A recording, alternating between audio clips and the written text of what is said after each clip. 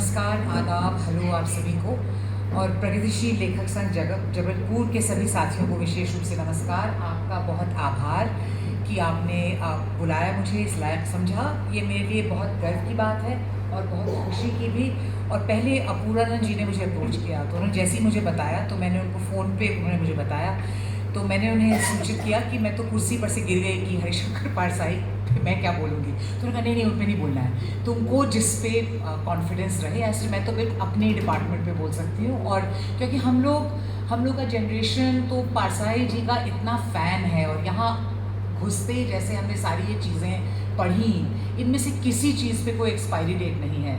मतलब जितनी ये ट्रूथफुल, बेबाक और पैनी तब थी, शायद उससे अब ज़्यादा इसमें और धार आ गई है इन बातों में। लगता है कि ये कल लिखी गई हैं या कल लिखी जा सकती हैं। तो ये मतलब इतने सदाबहार, एवरग्रीन और इतने गज़ब के व्यक्ति, तो उनका ये आयोजन मेरे लिए बहुत ही अच्छी और बहुत ही बेसिक बात है। और दूसरी बात ये कि दिल्ली वालों को बड़ा दिल्ली में बैठ के लगता है कि हम पूरे हिंदुस्तान को बहुत अच्छे से समझ रहे हैं और बस हिंदुस्तान में ख़त्म हो जाता है जहाँ एनसीआर अच्छों को हम लोगों को वो लगने लगता है। तो जबलपुर आके बिल्कुल उस तरह की धारणा को पूरी तरह से ठेस पहुँचती है, जो कि बहुत अच्छा है। तो इसलिए और आभार कि दिल्ली से निकलने का इतना अच्छा मौका और इतने अच्छे सुंदर हरे भरे शहर में आपने मौका दिया और सांस लेने का एक अवसर मिलता है दिल्ली वासी को जब वो बाहर आता है। तो रविंद्रनाथ त्यागी जी ने शायद ये कहा था कि जैसे प्रेमचंद को अगर आप पढ़ लें तो आपको गुलाम भारत या अंग्रेज़ों वाले भारत का पूरा आपको सिलसिला खींच जाएगा।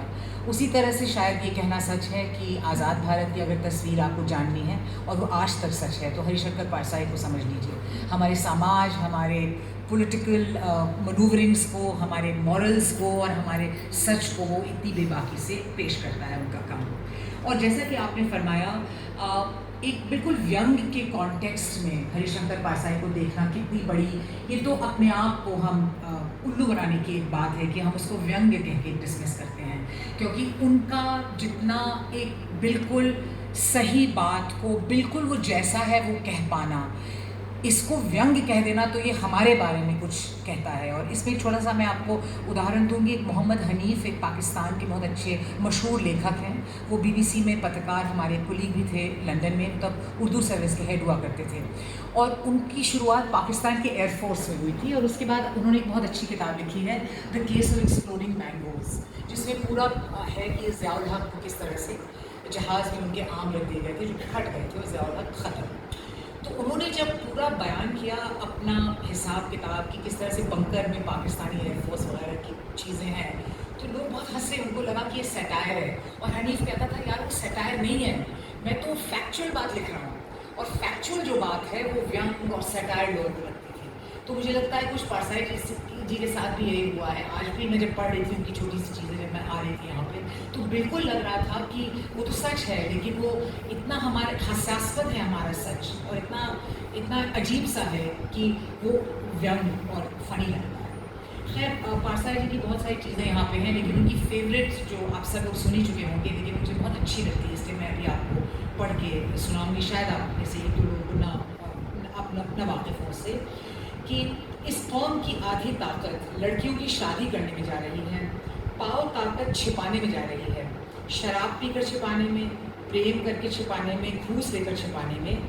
बची हुई पाव ताकत से देश का निर्माण हो रहा है। सो जितना हो रहा है बहुत हो रहा है, आखिर एक चौथाई ताकत में कितना होगा।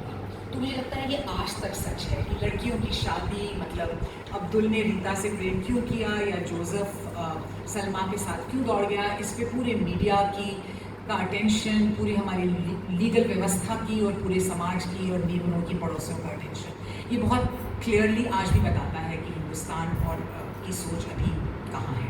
बहरहाल, तो पारसाई जी के साथ साथ मीडिया, क्योंकि उनकी बहुत कमेंट्री, उनके स्तंभ, उनका काम, वो सरिता में जो कॉलम नहीं करते थे उसमें उसका पत्रकारिता से बहुत गहरा ताल्लुक़ है। वो बहुत जो बातें कहते थे वो पत्रकारिता बहुत ही ऊँचे दर्जे की, आला दर्जे की पत्रकारिता ही होगी। लिहाजा मीडिया से जोड़ना इस कार्यक्रम को बहुत आपका अच्छा एक फ़ैसला था।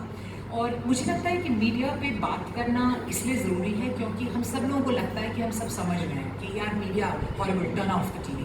शायद ज़्यादातर आप लोग कहेंगे कि हम लोग अब टीवी न्यूज़ नहीं देखते हैं, हम उसको डिसमिस कर देते हैं, लेकिन उसको साइंटिफिकली समझना कि आखिर भारतीय मीडिया में पहले क्या हो रहा था, 2014 के बाद क्या हो रहा है और इसके क्या परिणाम हैं, इसको साइंटिफिकली और बहुत ही रैशनली समझना बहुत ज़रूरी है। और इस पे हमारे कई साथी, हम लोग एक किताब भी इस पे तैयार करने की कोशिश कर रहे हैं, क्योंकि इस कदर मीडिया अपने ही उद्देश्यों से, अपने ही काम करने की उसके जो ऑब्जेक्टिव्स होने चाहिए उससे इतना दूर हो गया है, ख़ासतौर पर 2014 के बाद, कि उसको समझ पाना और समझा पाना भी अपने आप में एक काम है।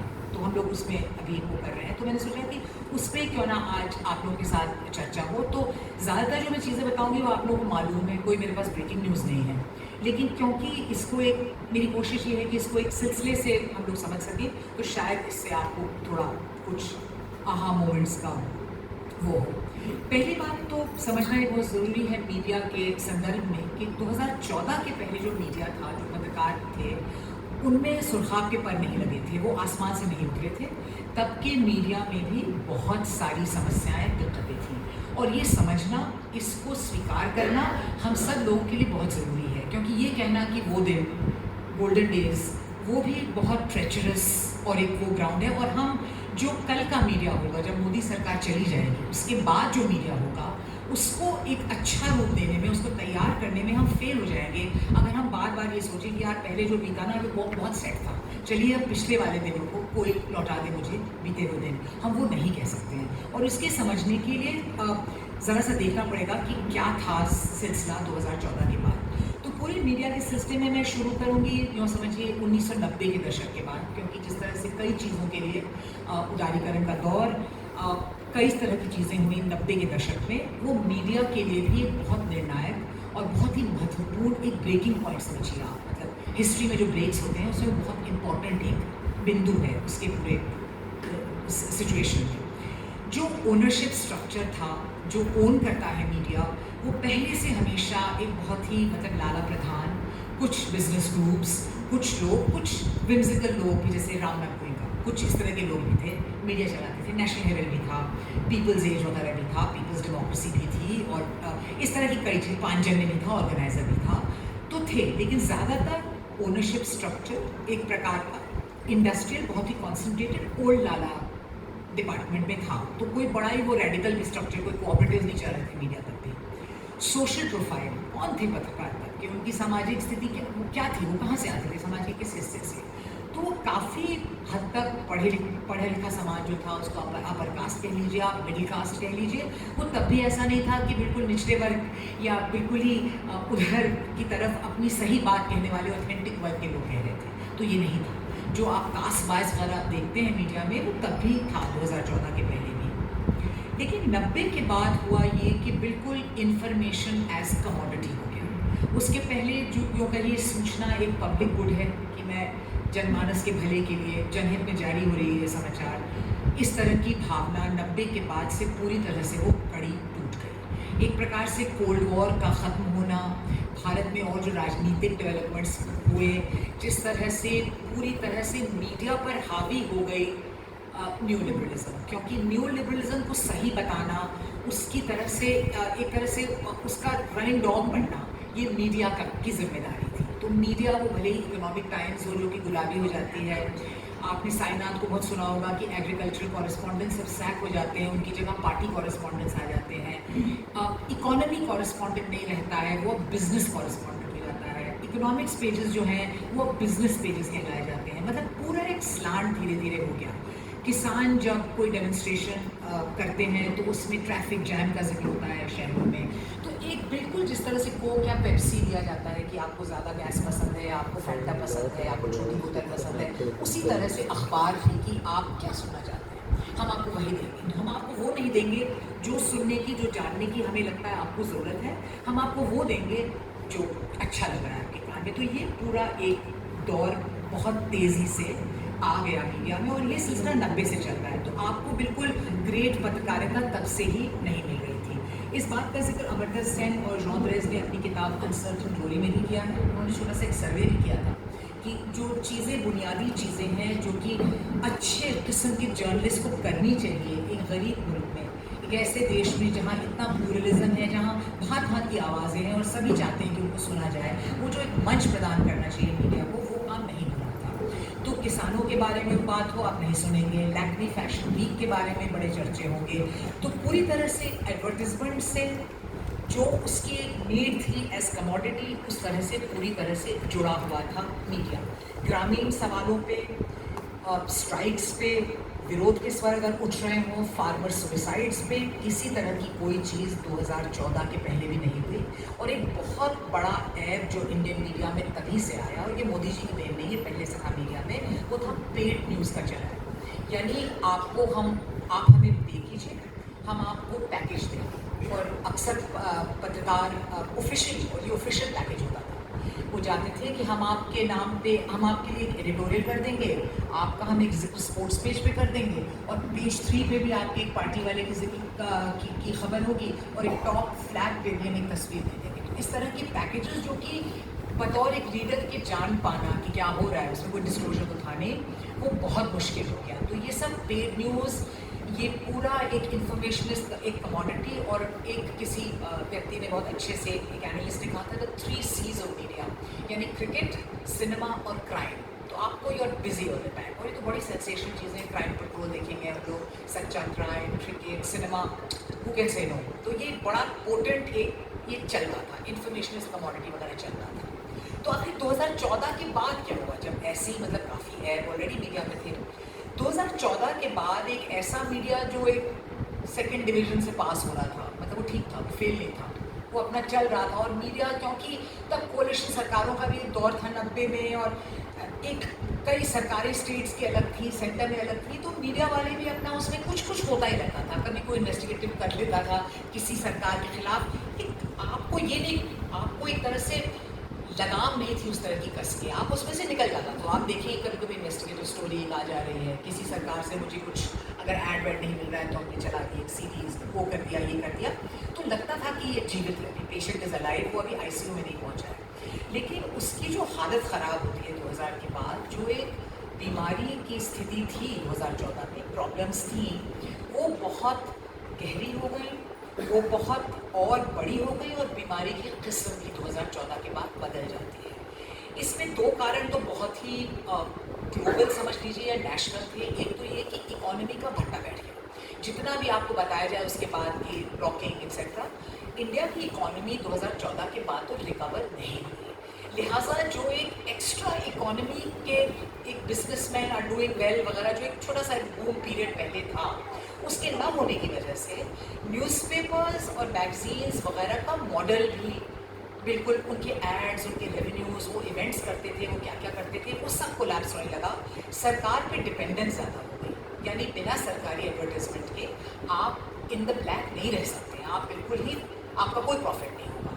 और अक्सर इंडस्ट्रियलिस्ट वगैरह आते हैं अखबार, टीवी वगैरह चलाने, वो प्रॉफिट के लिए उस तरह से नहीं आ रहे हैं, क्योंकि उनको इन्फ्लुएंस मिल रहा है इससे। इसलिए प्रॉपर्टी जो डीलर्स हैं, real estate dealers, mines wines वाले, वो भी चाहते हैं कि मीडिया में हो, क्योंकि वो एक बहुत बड़ा एक इन्फ्लुएंस क्रिएशन के लिए, आप एक तरह से पूरी जो चर्चा है, जो बातचीत का एक सिलसिला है, बबल है बातचीत का और कॉन्वर्सेशन का, उसका हिस्सा हो सकते हैं। लेकिन कुछ लोग थोड़ा बहुत तो चाहते थे कि प्रॉफिट हो रहा है, मतलब कैसे चले, प्रेस कैसे चले, पत्रकारों का पैसे कैसे दें, वो पूरा ख़त्म हो गया। इकोनॉमी को जो धस हुई 2014 के बाद, लिहाजा डिपेंडेंस मोदी सरकार पे बहुत बढ़ गई। नंबर 2, जो एक डिजिटल का और सोशल मीडिया का चलन जो 2008 के बाद शुरू हुआ, उसके बाद भी बहुत बेसिक एक मार हुई एक पत्रकार क्या कह रहा है, एक पत्रकार तो ये कह रहा है मीडिया का क्या मतलब है, मीडिया है कि वो मीडिएट कर रहा है, वो मीडिएट करके आपको एक तरह से बता रहा है।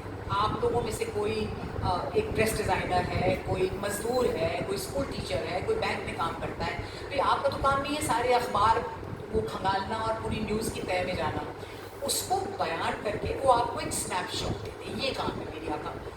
वो क्योंकि वो अब मीडिएटर की ज़रूरत नहीं रही, अब तो कोई भी चाहे, हम में से कोई भी जाके बस ऐसे ही विजुअल ले ले, 15 सेकंड 20 सेकंड हमने लगा दिए उसके। और शुरू में तो सोशल मीडिया एक ऐसे ही था कि लोगों को लगा कि ये तो यूँ ही एक चीज़ है, एक पटाखा, ये चला जाए, ऐसे ही उजड़े। लेकिन फिर पता चला कि सारे प्लेटफॉर्म्स, मतलब मीडिया संस्थान वगैरह सब उसी पे आ गए।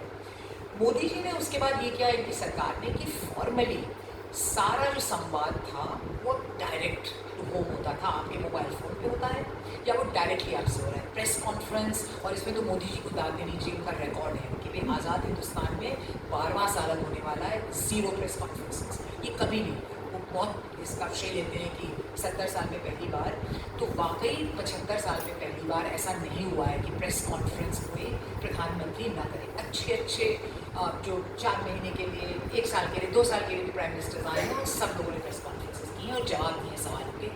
यहाँ कुछ नहीं हुआ, लिहाजा सवाल पूछना जो मीडिया का काम है उसको भी आपने डिबंक कर दिया।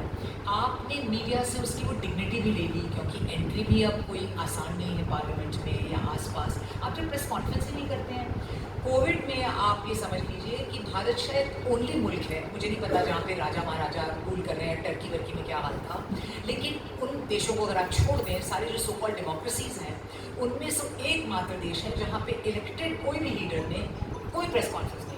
आपने सारे ब्यूरोक्रेट्स को कहा बेटा तुझे आप प्रेस कॉन्फ्रेंस दे रहे, सब प्रेस कॉन्फ्रेंस दे रहे थे, तो कोई भी कि मेरी जवाबदेही है इसका तो कुछ हमको कोविड तक में पता नहीं चला। तो जैसे डीमोनेटाइजेशन हो या मतलब नोटबंदी हो, वो लॉकडाउन का ऐलान हो, वो और कुछ चीज़ें भी हो, वो प्रेस कॉन्फ्रेंस में नहीं, वो तो एक state of the nation address है, हमने ट्वीट कर दिया और बता दिया। और ये चलन बिल्कुल सारे मंत्रियों ने भी फॉलो किया, और सवाल का जवाब देना, कुछ करना, इससे मीडिया की पूरी डिग्निटी और वो मीडिया की क्रेडिबिलिटी पे बहुत एक लात पड़ी है। कहते हैं डायरेक्टली हम देख रहे हैं, मोदी ट्वीट कर रहे हैं, आपकी क्या जरूरत है, मतलब हम स्टेट्स को पढ़े हैं, हम टाइम्स ऑफ इंडिया जाकर में क्या रखा है। फिर जो एक 3 C's था वो धीरे धीरे होकर तब्दील हो गया ABCDE में, मतलब एस्ट्रोलॉजिकल, बॉलीवुड, क्रिकेट, डिवोशनल और एंटरटेनमेंट, कि बस आप लोग मस्त हैं, मतलब हमने आपको खुश रखा इन चीज़ों में, क्योंकि एक सीधे सीधे प्रहार हो गया media as a criminal act. पहले ये शुरू हुआ जम्मू कश्मीर के मामलों में, और तब हम लोग को ये लगता है, जो कि काफ़ी सेंसिटिवली वॉच करता है जम्मू कश्मीर में, कि यार ये कश्मीर की प्रॉब्लम है, हमको नहीं हो रहा है ये, इससे हमें क्या मसला, हम तो मेनलैंड इंडिया में हैं। लेकिन धीरे धीरे हम लोगों ने देखा कि जिस तरह से कश्मीर में मीडिया को ट्रीट किया जा रहा है, यानी रिपोर्ट करने की वजह से उन पे केस हो रहा है, मतलब, और चार्जशीट कह रही है ये कि क्योंकि आपने रिपोर्ट किया है फला का प्रेस कॉन्फ्रेंस, आपने विद्रोह के स्वरों को उजागर किया, उनको माइक्रोफोन दिया, इसलिए आप पे कार्रवाई हो रही है, आप जेल जा रहे हैं। तो इस तरह से इनफैक्ट ये एक नया सर्वे आया है नेशनल लॉ यूनिवर्सिटी के मुताबिक 2012 और 2022 तक 423 क्रिमिनल केस जर्नलिस्टों पे हुए हैं फॉर रिपोर्टिंग, और ये वही है जो वो कंफर्म कर पाए हैं। 40% की गिरफ्तारियां जो हुई हैं, मैक्सिमम हुई हैं 147 रिपोर्टिंग ऑन ऑफिसर्स, मतलब अगर ऑफिसर को गलत काम कर रहा है और मीडिया उस पर रिपोर्ट कर रहा है, जो कि उसकी प्राइमरी ड्यूटी उसका धर्म है करना, उसको गिरफ्तार किया है। रिलीजियस मैटर्स पे अगर वो रिपोर्ट कर रहा है जो सरकार को पसंद नहीं आया हुआ, ऐसी 99 गिरफ्तारियाँ हुई हैं, और प्रोटेस्ट पे जो रिपोर्ट हुआ है जो सरकार को पसंद नहीं है, उसमें 79 गिरफ्तारियाँ हुई हैं। एक और सर्वे न्यूज़ लॉन्ड्री ने किया फरवरी 1 और 12 अप्रैल 2024 में, जिसमें उसने 429 सेगमेंट्स प्राइम टाइम शोज़ पे 6 एंकरों के 6 प्रोमिनेंट टीवी न्यूज़ चैनल्स पे वो किए, और इसको सुनिए, मतलब बड़ा इंटरेस्टिंग लगता है कि मीडिया ने क्या किया है 10-11 साल में। 2024 शो थे वो एंटी ऑपोजिशन थे, यानी उत्तराखंड में अगर बाढ़ आई है तो राहुल क्यों नहीं गए हैं वहाँ पे, मतलब इस तरह के बाकायदा शोज़ हुए। 2 शो भी मैंने देखे हुए 9 o'clock के भी, मोदी जी मणिपुर क्यों नहीं गए भाई, पता नहीं कितने साल हो गए हैं, क्या क्या नहीं हो गया है मणिपुर में, हो रहा है वहाँ पे अभी भी ऑलमोस्ट पार्टीशन की स्थिति है कुकी और कुकीज़ोज़ में और मेतीज़ में, लेकिन और बॉर्डर स्टेट है, वहाँ हथियार चुराए गए हैं, क्या क्या नहीं हो गया है, लेकिन वहाँ अभी भी प्रधानमंत्री जी नहीं गए, उस पर एक बात नहीं होगी, लेकिन इस पे बात होती है। 2024 हुए हैं एंटी ऑपोजिशन, 116 शो हुए हैं जो खुल के प्रो मोदी हैं, 24 हुए हैं हिंदू मुस्लिम, और नौकरी और शिक्षा पे 5।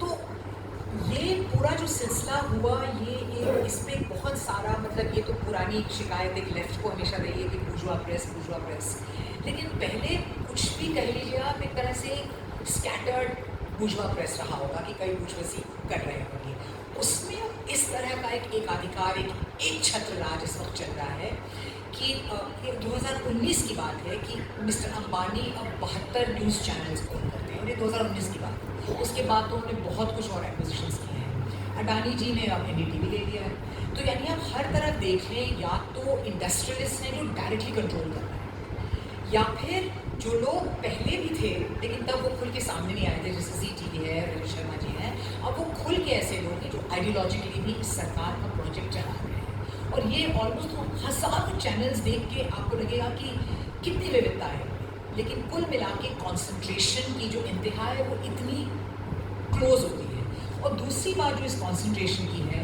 कि आप अगर मिस्टर अंबानी का कोई चैनल देख रहे हैं, अगर आप क्रिकेट देख रहे हैं, तो आप जिस डेटा से उसको देख रहे हैं वो भी अंबानी जी ओन करते हैं, आप जिस टीम के बारे में चर्चा सुन रहे हैं वो भी अंबानी जी ओन करते हैं, और आप उसी चैनल पे देख रहे हैं जिसको अंबानी जी ओन करते हैं। तो कभी मुझे शक होने लगता है कि यार एम आई फ्री कि हमको भी खरीद लिया है किसी ने, हमको पता नहीं चला। तो कॉन्सेंट्रेशन ऑफ मीडिया सिर्फ इस बात का नहीं कि कॉन्सेंट्रेटेड है मीडिया, लेकिन वो इस तरह के कॉन्सेंट्रेशन में है कि वो जो क्रोनीज जिसको हम कहते हैं, कि जो बिल्कुल बड़े मित्र हैं, मित्र लोग जो हैं सत्ता के, उन लोगों से हैं। तो आप सोच लीजिए कि कितनी बिल्कुल पतली गली में मीडिया इस वक्त डाल दिया गया है। इस क्लास का ये भी मानना है, जो ओन करता है और जो चलाता है इस वक्त, उनको लगता है, वो जब सर्वे वगैरह कराते हैं, कि एंटी मुस्लिम प्रोपेगेंडा करना इस वर्ग को पसंद है जो हमें टीवी में देख रहा है। तो उसका एक मार्केट इंसेंटिव भी है उसको, कि यार लेट्स गिव देम हेट, और सरकार तो कुछ बोलेगी नहीं अगर आप थूक जिहाद, लैंड जिहाद, इस तरह की बातें करेंगे और आप चलाएंगे, आप झगड़े करवाएंगे स्टूडियोज़ में। तो हमने देखा कि जो पहले भी उनके जो भी आइडियोलॉजिकल बेंट ऑफ माइंड हो, एक थोड़ा सा मामला इस तरह का एक हेट वाला एजेंडा से नहीं चलता था। अब हेट बिल्कुल कॉस्ट फ्री है, वो निःशुल्क है, उस पर कोई टैक्स नहीं लगा रहा है हेट पे, उस पर आपको फ़ायदा ही है, आपको शायद ऐड बढ़ जाएँ उस पर। और तो हेडलाइंस, हेट, एंकर्स का चीखना चिल्लाना एक बिल्कुल नॉर्मलाइज हो गया है। और अगर आप म्यूट पे भी टीवी देखें, तो टीवी हर जगह चल रहा है, स्टेशंस पे चलता है, वो एयरपोर्ट्स पे चलता है, तो अगर म्यूट पे भी होता है तो उसकी हेडलाइंस इतनी घिनौनी होती है कि वो तभी भी लगता है कि चिल्ला ही रहा है, मतलब भले ही वो म्यूट पे शोर मचाते हैं। 2018 की एक रिसर्च प्रोजेक्ट है जिसने प्रिंट मीडिया के बारे में जैसे ये पता लगाया कि दैनिक जागरण, हिंदुस्तान, अमर उजाला और दैनिक भास्कर हिंदी भाषी, मतलब हिंदी पढ़ने वाले 4 रीडर्स में से 3 सिर्फ इन 4 ये प्रकाशन समूहों को पढ़ते हैं। यही हाल जैसे ईनाडू और साक्षी का है, तो तेलुगु बाज़ार में 71% लोग सिर्फ इन 2 समूहों की गिरफ्त में है। और ऐसा नहीं है कि उड़िया, बंगाली, पंजाबी, कन्नड़ा में बेहतर हाल है, वहाँ पर भी बिल्कुल ये मिरर हो रहा है। तो यहाँ हम सोच के खुश ना हो जाए कि नहीं कन्नड़ा में नहीं हो रहा, केरला में नहीं हो रहा, यहाँ नहीं हो रहा है, वहाँ पर भी इतना ही कॉन्सेंट्रेशन और इसी तरह का subservience to power, to one single kind of power, plus एक आइडियोलॉजिकल कमिटमेंट का सिलसिला चल रहा है। एक और चीज़ हुई है जिसको हमें अंडर एस्टिमेट नहीं करना चाहिए। पत्रकार क्या होता है, वो तो बैठ के अपनी कलम लिए एक छोटे से अपने क्यूबिकल में या एक ओपन प्लान ऑफिस में एडिटोरियल लिख रहा है या कोई स्टोरी कर रहा है। तो जब हम देखते हैं कि भाई मिस्टर मोदी इतनी ज़बरदस्त रैली कर रहे हैं, उसे 10 लोग आए हैं और कैमरा यूँ झूल रहा है और जिमी जिम चल रहा है, तो वो जो बंदा है जो एडिटोरियल लिख रहा है, बड़ा ही जुझारू हो, बड़ा ही वो भी तो सत्य में आ जाता है ना, यार मैं ही लिख रहा हूँ, ये 1 मिलियन लोग तो इनके साथ हैं। तो उस तरह का साइकोलॉजिकल प्रेशर भी बनता है, इस तरह की जो हम लोग जो ग्रेट डिक्टेटर में चार्ली चैपलिन दिखाते हैं कि वो बड़ी सी, वो बड़े पैमाने में बिग ऑर्गन, उसका एक मकसद है जिससे मीडिया भी अछूता नहीं है। तो अच्छे अच्छे एडिटर्स, सीनियर्स, हमसे कई बहुत ज़्यादा सीनियर लोगों ने भी इस बात को बताया है कि उनको ही लगने लगता है यार क्या मैं ही एक सियाना हूँ, मतलब इतने लोग इनकी बात मान रहे हैं, सुन रहे हैं। तो उसकी वजह से भी लोग अपनी कलम खुद ही तोड़ लेते हैं, यानी उसको आप एडिट कर देते हैं, उसमें से आप इंक निकाल देते हैं। तो एक सेल्फ सेंसरशिप भी इसके साथ जुड़ रही है। और ये सिलसिला क्योंकि ये 12 साल लगातार एक ऐसे मीडिया एनवायरनमेंट पे जहाँ 24/7 मीडिया चल रहा है, यानी कोई ऐसा टाइम नहीं है जब पिंग नहीं करता है आपका फोन, या तो व्हाट्सएप पे जिसको हम लोग डार्क सोशल मीडिया करते हैं क्योंकि पर्सनली आपको डिलीवर हो रहा है, या बाकी सोशल मीडिया पे या वेबसाइट्स पे ये प्रेशर है कि कॉन्स्टेंटली आप अपडेट करें। तो आपको सोचने का तो 2 मिनट का भी टाइम नहीं है कि यार मतलब मेरी नौकरी क्यों नहीं है, यार ये हो क्या रहा है, ये सड़क में गड्ढा क्यों है वगैरह, ये MSMEs क्यों ज़ीरो, मतलब कोई इंटरेस्ट नहीं मिल रहा है, ये बैंक बैलेंस क्यों बढ़ गया, आपको टाइम नहीं है, क्योंकि तब तक कोई और चीज़ एक स्लाइस की तरह आके आपको एस्ट्रॉइड की तरह हिट करती है। तो ये लगातार ये ब्रेड एंड सर्विसेज का सिलसिला पूरा जारी रहा है। मीडिया मीडिया पूरी तरह से इसमें कंप्लिसिट ही नहीं, लेकिन ये आगे आगे झंडा लेके दौड़ रहा है इस पूरे सिलसिले में। तो ये हो गया कि क्या हो रहा है। हाँ, और एक बात बहुत ज़रूरी, जो धीरे धीरे जो नए कानून आ रहे हैं वो आईटी रूल्स हैं जो social media companies big tech पे अप्लाई करते हैं, लिहाजा अखबारों पे, मीडिया ऑर्गेनाइजेशंस पे, हम सब पे अप्लाई करते हैं। वो धीरे धीरे ऑक्सीजन को कम कर रहे हैं कमरे में। और इस तरह के कानून जैसे डेटा प्रोटेक्शन एक्ट, उसमें आपने ये कर दिया है और उसको जान के डूबियस रखा है, मतलब बड़ा एक कन्फ्यूजिंग रखा है। उसमें ये है कि अगर आपने किसी का नाम, मैं अगर कोई स्टोरी कर रही हूँ, मगर अगर कोई भी कर, उन्होंने जर्नलिस्ट नहीं कहा है, उन्होंने ये कहा अगर आप कोई भी कर रहे हैं और आपने आरोप किसी पे लगा दिए तो आप पे 500 करोड़ तक का फाइन हो सकता है प्लस जेल। तो भाई लोगों ने कहा भी इसमें आप क्लैरिफाई कर दीजिए कि अगर कोई मानहानि का तो है प्रोविजन, आप अदालत जाएँ और मानहानि का केस लड़ें, आपको उसकी ज़रूरत नहीं होगी। अगर ये डेटा प्रोटेक्शन आउट जाता है तो अगर हम भी स्टोरी कर रहे हैं, फर्स्ट के लिए हमने मिस्टर मंगूलाल पे किया है जो बहुत बड़े कारोबार है उनका और गड़बड़ कर रहे हैं, हम जब तक मिस्टर मंगूलाल से चेक न कर लें और उनसे अनुमति न मिल जाए, हम उनका नाम नहीं मेंशन कर सकते क्योंकि फिर 500 करोड़ का फाइन हम पे हो सकता है। तो बताइए कितनी बड़ी चीज़, मतलब 500 करोड़ में तो हम कहाँ से लाएंगे, मतलब उसका एक फ्रैक्शन भी आपने अगर कर दिया या उसका डर, बस वो दिखा देना दूर से वो डंडा काफ़ी है कि आपने शट डाउन कर दी पत्रकारिता। और ये बहुत सही है कि कई लोगों को बड़ा ब्रेव जर्नलिस्ट हैं, आप ब्रेव जर्नलिस्ट हैं, लेकिन हर बार आप किसी पत्रकार को गिरफ्तार करते हैं, जैसे सिद्दीक कप्पन को गिरफ्तार करके 2 साल से ज़्यादा की जेल हुई उनके और उनके ड्राइवर को, उस रिपोर्ट के लिए जो वो लिख भी न सके। वो जा रहे थे हाथरस देखने के लिए, लेकिन उनको उसी काम के लिए आपने जेल कर दिया। तो भले ही कई और बड़े ब्रेव लोग थे वो लिखते रहे, लेकिन उससे कम से कम 10,000 जर्नलिस्ट छोटे छोटे दूसरे छोटे शहरों में, तो उनकी बीवी कहेगी ना कि घर बैठ दो, अब रिपोर्ट को छोड़ दो, बिकॉज विल बी अरेस्टेड सून।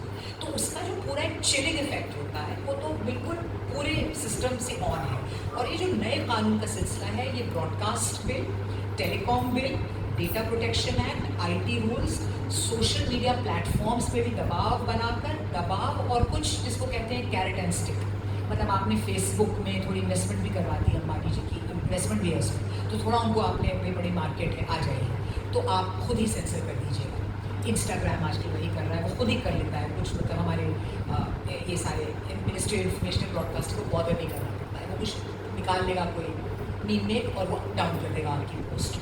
तो ये पूरा एक तरह से हर लेवल पे, वो इकोनॉमी का हो, वो भीतरी श्रद्धा हो सरकार के प्रति, वो डर हो, या वो तमाम कानून और एक भीड़ है जो आगे जो बिलीव करती है इन चीज़ों में, to stay on the right side. क्योंकि ये जो इनकम ग्रुप है, ये जो वर्ग है, ये चाहता है ये हेट हो। ये आपने ऐसा एक माहौल क्रिएट कर दिया है कि मीडिया बस उसी में अभी चक्कर काट रहा है और वो आपको एनीथिंग बट न्यूज़ इस वक्त दे रहा है। तो ये सब जो हो रहा है तो इसका परिणाम क्या होता है ये सब आप जानते हैं, लेकिन ये बताया जाता है कि भाई मीडिया के 4 फंक्शंस होते हैं। एक तो लोगों को जानकारी देना, सूचना देना बेसिकली, या क्या हो रहा है क्या नहीं हो रहा है। मैं गवर्नमेंट के वेबसाइट पे जाकर देख लूँगी कि मैं मीडिया खोल के देख लेती हूँ, हिंदू क्या कह रहा है, वायर क्या कह रहा है, कोई भी हिंदुस्तान टाइम्स क्या कह रहा है। दूसरी बात, चर्चा का एक फोरम तैयार करना। और चर्चा कह रही हूँ मैं, ना बहस नहीं और डिबेट नहीं। आजकल हर चीज़ डिबेट होती है कि मतलब आप यस हैं तो मैं एंटी हूँ और आप 15 सेकेंड कट टू मी। आपने पूरी दुनिया को एक बाइनरी में ट्रैप कर दिया है। एक चर्चा की तो कोई गुंजाइश ही नहीं है कि भाई आप कुछ कहें, आप कुछ कहें, थोड़ा लाइट ग्रे हो आपकी बात, आपकी लाइट ऑरेंज हो, आपकी पिंक हो, कि सारे रंग आ सकें ना, मतलब हर तरह के फूल खिल सकें उस बाग में, उसको तो ख़त्म है। तो आपने, लेकिन मीडिया का एक अच्छा काम होता है कि वो चर्चा टाइप को प्रोवाइड करे। तीसरा मीडिया की जिम्मेदारी होती है कि वो जवाबदेही तय करे सरकार की, या जो भी जिम्मेदार है।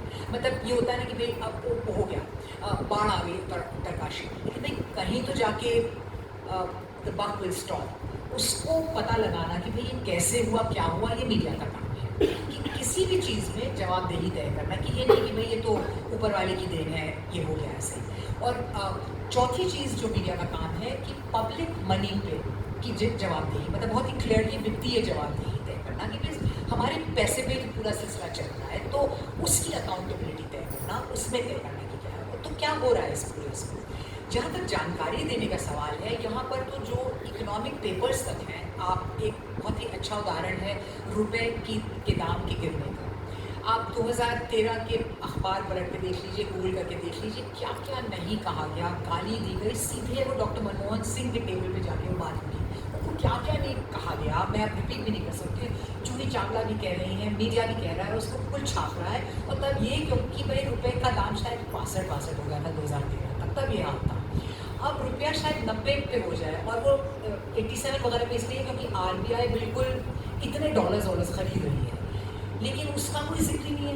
पिंक पेपर्स तक में बिल्कुल अंदर जाके ढूंढनी पड़ती है खबर हमें, इतनी सी ब्रीफ पेज 8 पे, और उसमें भी बड़े रीजंस कि टैरिफ की वजह से हो रहा है, ट्रम्प की वजह से हो रहा है। जो आपकी बुनियादी आपकी फंडामेंटल्स जो भारत की इकोनॉमी की कोलैप्स कर रहे हैं, जो ट्रबल में है इंडियन इकोनॉमी, उसका जिक्र नहीं है।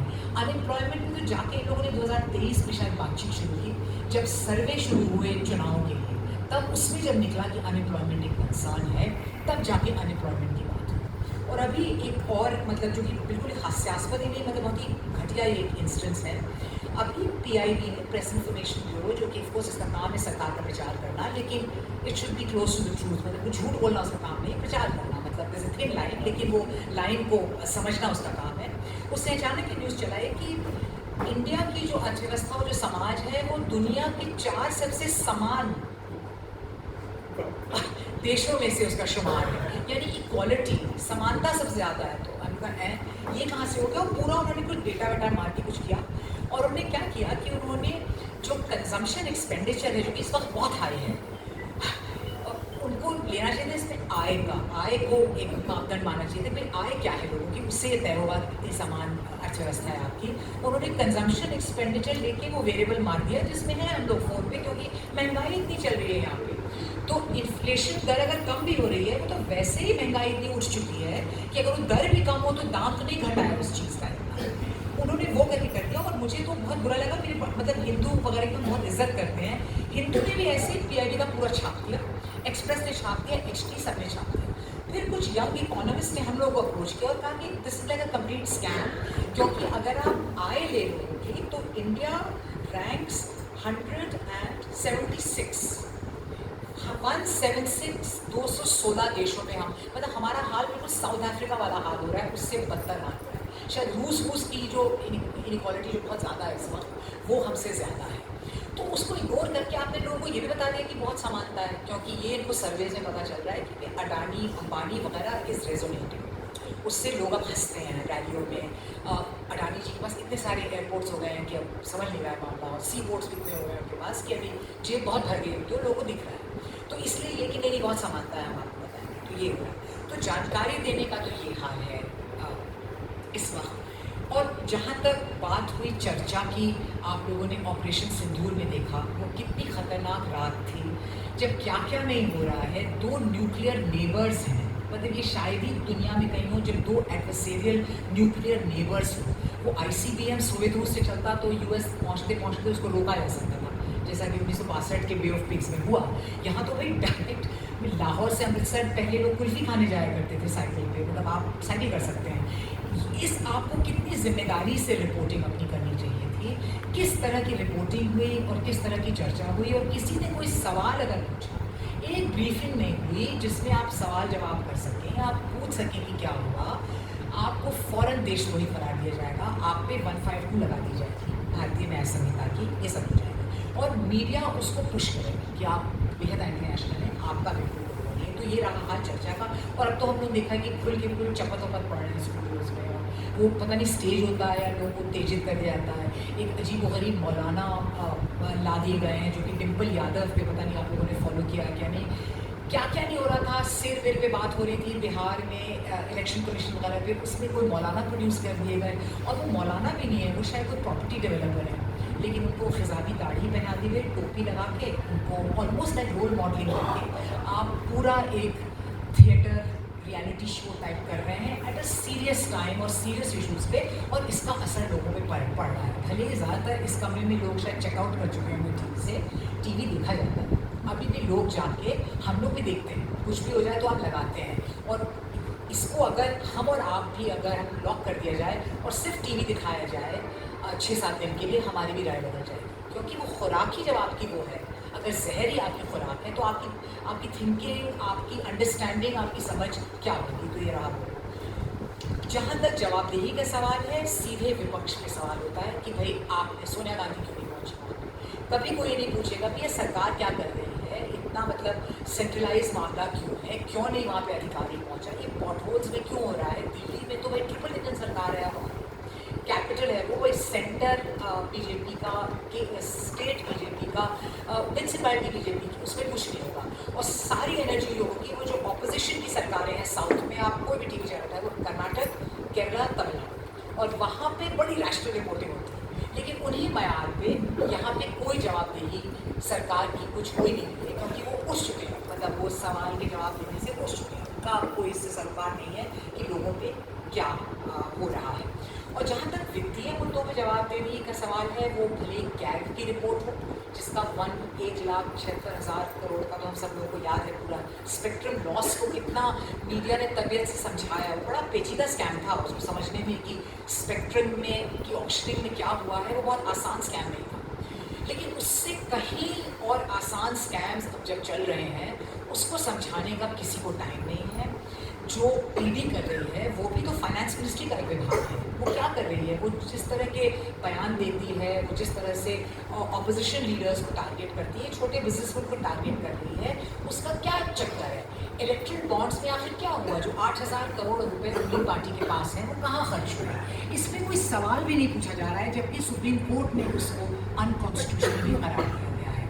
तो पूरा मतलब जो वित्तीय पब्लिक मनी या फिर हज़ारों करोड़ एडवर्टीजमेंट में खर्च हो रहे हैं, सरकार की पब्लिसिटी में खर्च हो रहे हैं, वो कहाँ गए, वो क्या हो रहा है उस पर कोई किसी को अभी बिग मीडिया की मैं जहाँ बात कर रही हूँ, इस वक्त कुछ नहीं हो रहा है। और इसका लिहाजा असर ये है कि जो आम आदमी, जो कि एज आई सेड कि भाई कोई नाई का काम करता है, कोई बेरोज़गार है, कोई स्कूल में टीचर है, कोई कुछ और करता है, कोई ब्यूटिशियन है, उसको टाइम थोड़ी है, तो वो देखता है सारी न्यूज़ और वो कहता है कि अच्छा मेरी तो बीवी को भी नौकरी नहीं है, मेरी माँ की भी नौकरी चली गई, मेरे नेबर की भी नौकरी नहीं है, मेरी किस्मत ही फूटी है। उसको जब तक मीडिया जिसको कहा करता है, कहा जाता है जॉइन द डॉट्स, वो जब वो बताएगा नहीं कि भाई एक प्रॉपर अनएम्प्लॉयमेंट क्राइसिस चल रही है, ये आपके भाग्य की बात नहीं है। एक पूरा जिस डेमोग्राफिक डिविडेंड, जिस युवा शक्ति को हम तैयार करेंगे, उसको हम नौकरी देंगे, उसको हम अच्छा न्यूट्रिशन देंगे, उसको हम अच्छी एजुकेशन देंगे, उसको तो पूरा आपने बिजी रखा है ना दूसरे हेट प्रोजेक्ट में,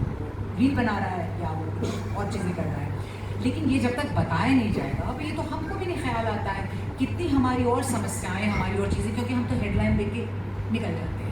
और हेडलाइन मैनेजमेंट, जिसको एक्चुअली अरुण जेटली जी को बहुत अच्छी उनका शब्द है हेडलाइन मैनेजमेंट, उस हेडलाइन मैनेजमेंट की वजह से आपकी पूरी अंडरस्टैंडिंग अपने बारे में भी अजीब सी हो रही है। तो आपको खुद नहीं पता कि आप पे जो बीत रही है वो क्या पूरे हिंदुस्तान, वो एक सिस्टेमिक, वो एक स्ट्रक्चरल प्रॉब्लम है हमारे देश की, अभी आपको ये तक नहीं बताया जाता है, जो कि बुद्धिजीवियों और जर्नलिस्टों को शायद पता चल जाए, क्योंकि हम लोग उसी में डूबे रहते हैं, हर वक्त हम उसको एनालाइज कर रहे हैं। आम आदमी तो नहीं कर रहा है ना।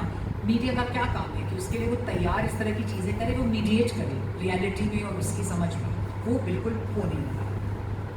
लिहाजा अखबार और टीवी मिलके, बड़े अखबार और टीवी मिलके, इन्होंने जिस पब्लिक स्फीयर, एक पूरा एक चर्चा का माहौल या जिन इश्यूज़ पे चर्चा होगी, उन्होंने उसको इतनी बुरी तरह से दूषित कर दिया है कि वो आपके जनमानस का एक कॉमन सेंस, एक आम हिंदुस्तानी का, वो शिफ्ट हो जाता है। उसके सामाजिक, उसके तो बहुत ही सीरियस इम्प्लिकेशन हैं जब एक इतने लंबे टाइम तक ये हो। और आप इसको विजुलाइज कीजिए कि मीडिया की इस तरह की भूमिका से प्लस व्हाट्सएप यूनिवर्सिटी भी चल रही है, अब तो ASI और जो ऑफिशियल स्कूल टेक्स्ट बुक्स हैं वो एक बात कह रही हैं। तो आप ये सोचिए कि आज जो 18 साल 19-20 साल के लोग हैं, वो तो कल परसों के ज़िम्मेदार शहरी, दादा दादी, नाना नानी बनेंगे ना, उनको आप क्या बेसिक बुनियादी आपको दे रहे हैं। लिहाजा मीडिया की जो भूमिका है, ये इस तरह से लोकतंत्र को एक बहुत बड़ा थ्रेट है, क्योंकि एक लोकतंत्र is only as strong as जितना इन्फॉर्म्ड उसका नागरिक है, जितनी अच्छी सूचना उसको पता है, जितनी उसकी समझदारी है। अगर वही नहीं होगी तो आपका लोकतंत्र किस काम का और किस क्वालिटी का होगा। मीडिया का असर जो आने वाले सिविल सर्वेंट्स हैं उन पर भी बहुत पड़ता है। वो तो बिल्कुल ऐसे पढ़ते हैं, उसको एडिटोरियल पढ़ते हैं, रखते हैं उसे, उसमें से अपने तर्क बनाते हैं, उसमें उसका क्या असर होगा अगर जो स्रोत है, जो उसका सोर्स है इन्फॉर्मेशन का, वही इतना बुरा हो जाएगा। और ये हम लोग देखते हैं क्वालिटी ऑफ न्यू ऑफिसर्स वगैरह में, जिस तरह की उनमें एक संवेदनशीलता, एक एम्पथी, एक तमाम और चीज़ें होनी चाहिए, एक समझ होनी चाहिए हिंदुस्तान के बारे में, उसके बहुत ही प्लूरल और बहु एवरीथिंग के बारे में, वो तो अब नहीं दिखती है, क्योंकि उसके दिमाग को भी और बिल्कुल संकीर्ण करके एक पतली गली में बैठा दिया गया है। इसका सिनेमा और जो कहानियाँ लिखी जा रही हैं उस पर भी असर पड़ता है, क्योंकि आप किसी भी ऑफ कोर्स, और इससे एकेडमिक्स जो मतलब इतिहास लिखा है, जो कल इतिहास होगा, जो आज जो हिंदुस्तान में हो रहा है उसके 50 साल बाद तो वो इतिहास ही होगा। तो अगर आप टाइम्स ऑफ इंडिया की प्रतियां मानिए, अगर हमारे कोई ग्रेट ग्रैंड चिल्ड्रन इस पर देख रहे हों तो किस तरह का हिंदुस्तान देखेंगे? वो पहला पन्ना टाइम्स ऑफ इंडिया का देख रहे हैं 50 साल तक, वो तो बिल्कुल एक मिसरिप्रेजेंटेशन होगा। और अच्छे अच्छे समाजशास्त्री और बड़े बड़े लोगों का भी बहुत अच्छा वो लोग करते हैं एनालाइज, लेकिन अगर आप फुटनोट में जाएंगे तो उसमें किसी अखबार का पेज 3 का जिक्र होगा, कोई छोटे से न्यूज़ आइटम से ही तो वो बड़ी चीज़ें कह पाते हैं, वो भी अपनी बात कर पाते हैं। मीडिया तो उन सब चीज़ों को भी सर्विस कर रहा है, वो एक जानकारी का एक पाइपलाइन है इन्फॉर्मेशन की। अगर वही ख़राब होकर दूषित हो रही है तमाम कारणों से, तो आप सोचिए कि वो जो एक दुनिया तैयार हो रही है through cinema, through a public sphere, हमारी कॉमन सेंस, हमारी अंडरस्टैंडिंग, हमारी एम्पैथी एक फेलो नागरिक के लिए, वो किस तरह से इस पर अफेक्ट हो रही है। और दूसरी बात ऑफ कोर्स जो बड़ी एक एब्स्ट्रैक्ट बात है, लेकिन आप लोग समझेंगे, वो एक बेसिक रैशनैलिटी। एक लोकतंत्र में जब तक हम जवाबदेही अपने हुक्मरानों की तय नहीं करेंगे, तो वो लोकतंत्र एक ऐसा जहाँ वो अगर मेरा प्रतिनिधित्व कर रहा है तो इसलिए तो नहीं प्रतिनिधित्व कर रहा है ना क्योंकि उसकी नाक का शेप मेरी नाक की शेप की तरह है, या उसका रंग मेरे रंग की तरह है, या उसका धर्म मेरे धर्म की तरह है। वो तो इसलिए कर रहा है क्योंकि उसकी जिम्मेदारी है कि वो हम सबका ख्याल रख सकें, जिन्होंने उसको वोट दिया है नहीं दिया। लेकिन ये समझदारी तो सिर्फ मीडिया, अंडरस्टैंडिंग, न्यूज़, एडिटोरियल्स, वो बेस है सब चीज़ का। अगर वही आपने ख़त्म कर दिया तो आप किस तरह का नागरिक तैयार कर रहे हैं जो कि चुन सकेगा और जो काम कर सकेगा? तो मतलब भविष्य का जहाँ तक समझा जाए, मैं तो बहुत बड़ी ऑप्टिमिस्टिक हूँ, बहुत आशावादी हूँ, और कई बार अपने आप को मिसलीड भी कर देती हूँ इस वजह से। लेकिन मुझे लगता है कि उम्मीद तो रखनी चाहिए, क्योंकि और है क्या अगर उम्मीद ना हो हम लोगों को। तो इसमें तो मुझे तो लगता है कि बिग मीडिया से मुझे तो कोई, मेरा अक्सर ज़्यादातर मेरी ज़िंदगी बिग मीडिया में ही बीती है, लेकिन इस वक्त जो बिग मीडिया की हालत है उसके लिए तो हमको बतौर ऑलमोस्ट एज नागरिक्स एक स्टैंड लेना पड़ेगा और ख़ुद अपनी आवाज़ बनना पड़ेगा और मुखर रूप से इस बात को कहना पड़ेगा। और छोटे इंडिपेंडेंट मीडिया मतलब वायर है, लेकिन वायर अकेला नहीं है, कोई न्यूज़ लॉन्ड्री है, न्यूज़ मिनट है, स्क्रोल है, कई इस तरह की, सत्य हिंदी है, कई ऐसी चीज़, रवीश हैं। रवीश तो हमारी जनरेशन के दिलीप कुमार हैं, वो बहुत एम्बेरस हो जाते हैं मैं जब भी ये कहती हूँ, लेकिन उनका बिल्कुल स्टैंडर्ड उस तरह का है। इन सब लोगों को सपोर्ट करें हम, क्योंकि इस वक्त जो वो जो कहानी है पुरानी about emperor without any clothes, जो बिल्कुल नग्न अवस्था में एम्परर है और किसी की हिम्मत नहीं हो रही है बताने की उसे, क्योंकि लोग ने उससे कहा है कि नहीं आप बहुत अच्छे कपड़े पहने हुए हैं, लेकिन एक बच्चा फाइनली उंगली उस पर पॉइंट करके कहता है कि एम्परर नेकेड है। तो उसी तरह का काम इस वक्त छोटे मीडिया यूनिट्स कर रहे हैं और बिग मीडिया ने तो बिल्कुल तिरस्कार किया है अपना रोल। और ये इसलिए भी, और एक तरह से एक सिटीज़न की जिम्मेदारी भारत में शायद कभी इतनी नहीं थी जितनी अब है। और मैं एग्जैजरेट नहीं करना चाहूँगी और कहूँगी भाई आज़ादी की लड़ाई टाइप का है, लेकिन अब गज़ा का ही देखिए जिस तरह से दुनिया में हो रहा है। गज़ा में फ्रांस, यूके वगैरह का कोई आइडिया नहीं, उनका कोई इरादा नहीं था कि वो इजराइल पे ज़रा सा भी रत्ती भर भी दबाव लाएंगे। लेकिन वो जो सर्वे करवा रहे हैं, जो प्रेशर आम जनता ने छाते में जाड़े में जैसे तैसे पुलिस की बर्बरता के बावजूद जिस तरह का प्रेशर बनाया है, वो फोर्स हो रहे हैं कि स्टामर हो, वो इमैनुअल मैक्रोन हो और अमेरिका भी, कि वो थोड़ी सी अपनी लाइन बदलता दिखे। तो मतलब हम लोगों ने रियल टाइम में ऐसा देखा है, मतलब जिस तरह से वियतनाम वगैरह का हम लोग पढ़ते हैं उसके बारे में 77 में या 75 के दशक में जो हुआ था, वैसा तो नहीं हो रहा है, लेकिन एक बहुत लार्ज स्केल पब्लिक ओपिनियन में शिफ्ट हुआ है जो एक्सप्रेस करके दबाव डालता है अपने नेतृत्व पे। और मुझे लगता है कि हिंदुस्तान में भी अब वो स्टेज आ गई है जब लोगों को अब जवाब देना पड़ेगा, क्योंकि मीडिया आपकी तो लड़ाई नहीं लड़ेगा, बिग मीडिया तो आपकी तरफ से बात नहीं करेगा। उसका तो काम है कि हम किस तरह से मसाज करके पूरी इन्फॉर्मेशन को आपको और चमकते बिल्कुल कैसे हम बिग प्रोपेगेंडिस्ट बन जाएं। और एक दिक्कत की बात एक ये और है कि वीडियो का चलन बहुत हो गया है, पढ़ने की किसी को फुर्सत भी नहीं है। और वीडियो में वो एक पूरी वो जो आपकी इमेजिनेशन को जिस तरह से कैप्चर करता है, ख़ासतौर पर छोटी रील, एक सर्वे आया है जिसके तहत 82% जो पूरा इंटरनेट ट्रैफिक होगा इस साल के एंड तक का, वो सिर्फ वीडियो होगा। तो मतलब रिटन वर्ड पे एक बहुत बड़ा थ्रेट है। लेकिन जैसे तैसे जिस भी चीज़ को टूल बना के एक नागरिक जो कर सकता है इंफॉर्मेशन रिले करने में और अच्छी वैल्यूज़ रिले करने में, वो हमें करना चाहिए। और जो अगर पारसाई जी आज जिंदा होते तो क्या होता, उनके साथ शायद वही होता जो कुणाल कामरा के साथ हो रहा है, और FIR होती, वो भी शायद पौंडीचेरी जाते और इसी तरह से YouTube पे वो अपनी बात शायद कह पाते। तो हंसने मतलब एज आई सेड ये व्यंग्य तो है नहीं स्ट्रिक्टली स्पीकिंग, लेकिन इसको देख के थोड़ी गुदगुदी तो ज़रूर होती है।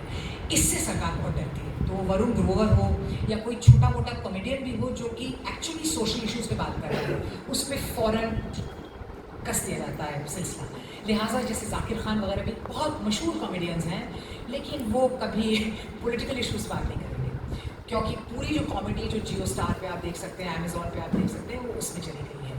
लेकिन इस तरह की कॉमेडियन, वो वरुण ग्रोवर हो, वो संजय राजौरा हो, वो ऐसे तैसी डेमोक्रेसी हो, या वो कुणाल कामरा हो, ये बहुत एक रेयर चीज़ है जिससे सरकार बहुत डरती है। वो हंसाने वालों से बहुत डरती है, क्योंकि मीडिया बेटे वो संभाल लेगी। जो लोग एंटरटेन करते हैं और हम they can hold an audience, उनसे वो बहुत परेशान रहते हैं। अगर थोड़ा सा वक्त हो तो थोड़ा सा पारसाई जी का पढ़ लूँ बस। तो अंत में तो नहीं, मैं ख़त्म ही कर रही हूँ, क्योंकि I want to end this with Parsai ji की जो हम लोग कह रहे थे कि कई चीज़ें वो कह चुके हैं जो आज भी इतनी रेलेवेंट हैं, और ऐसा लग रहा है कि उन्होंने आज ही लिखी हैं। और आवारा भीड़ के ख़तरे और आज भी हम लोग देख ही रहे हैं, लेकिन मैं हल्का सा पढ़ दूँ। पर मैं देख रहा हूँ कि एक नई पीढ़ी अपने से ऊपर की पीढ़ी से अधिक जड़ और दकियानूस हो गई है। ये शायद हताशा से उत्पन्न भाग्यवाद के कारण हुआ है। अपने पिता से अधिक तत्ववादी, बुनियाद परस्त, फंडामेंटलिस्ट लड़का है। दिशाहीन, बेकार, हताश, नकारवादी, विध्वंसवादी, बेकार युवकों की ये भीड़ खतरनाक होती है। इसका उपयोग खतरनाक विचारधारा वाले व्यक्ति और समूह कर सकते हैं। इस भीड़ का उपयोग नेपोलियन, हिटलर और मुसोलिनी ने किया। ये भीड़ धार्मिक उन्मादों के पीछे चलने लगती है। ये भीड़ किसी भी ऐसे संगठन के साथ हो सकती है जो उन्माद और तनाव पैदा कर दे। फिर इस भीड़ से विध्वंसक काम कराए जा सकते हैं। ये भीड़ फैसिस्टों का हथियार बन सकती है। हमारे देश में ये भीड़ बढ़ रही है, इसका उपयोग भी हो रहा है। आगे इस भीड़ का उपयोग सारे राष्ट्रीय और मानव मूल्यों के विनाश के लिए, लोकतंत्र के नाश के लिए करवाया जा सकता है। धन्यवाद पारसाई जी।